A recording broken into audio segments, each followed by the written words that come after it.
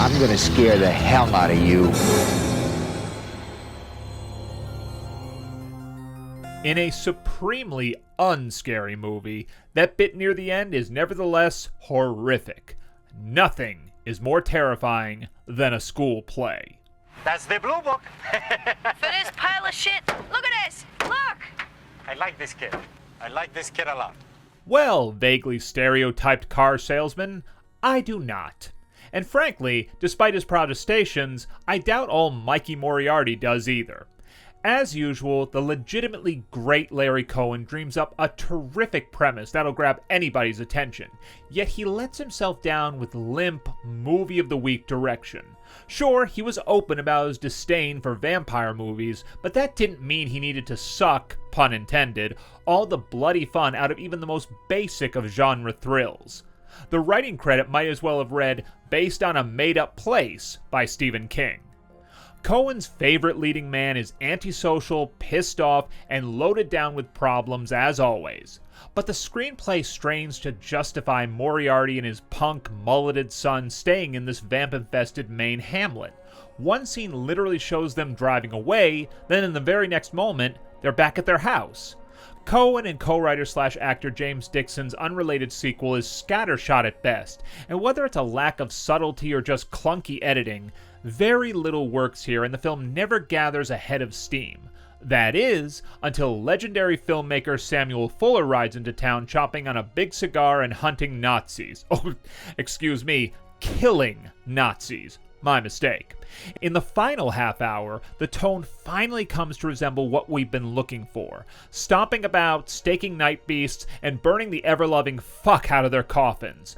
Fuller injects some much-needed life into this undead party.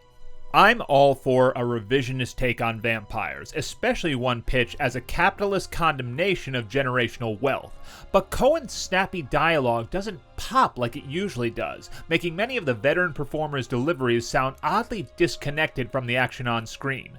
Moriarty is expectedly quirky. He's never been a traditional leading man, and his faintly method acting style can be off-putting, but to his credit, he rarely makes choices you'd expect for such a straightforward premise. Initially, Ricky Reed's asshole kid is mildly amusing, and his tough guy attitude clangs against Moriarty's absentee padre pretty well.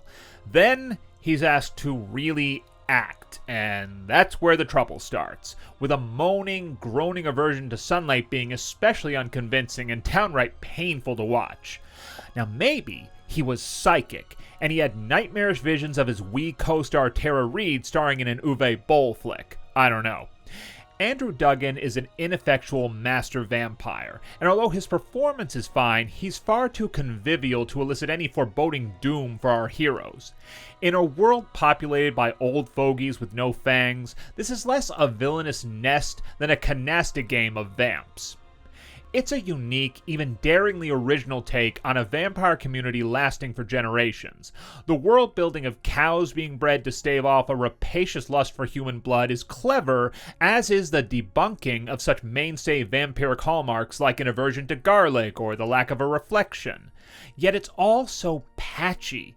His satirical jabs are aptly realized, yet just as the ancient bloodsuckers of Salem's Lot entreat Moriarty's anthropologist to lay down a record for future generations, their anti-human propaganda reflects the filmmaker's anti-vampire movie propaganda. By going for something entirely different, Cohen unfortunately does the cinematic equivalent of burying his coffin upside down, causing him to be unable to escape from what is a supremely lackluster flick. Happy Kingtober. Like and subscribe, and remember, there are other worlds than these.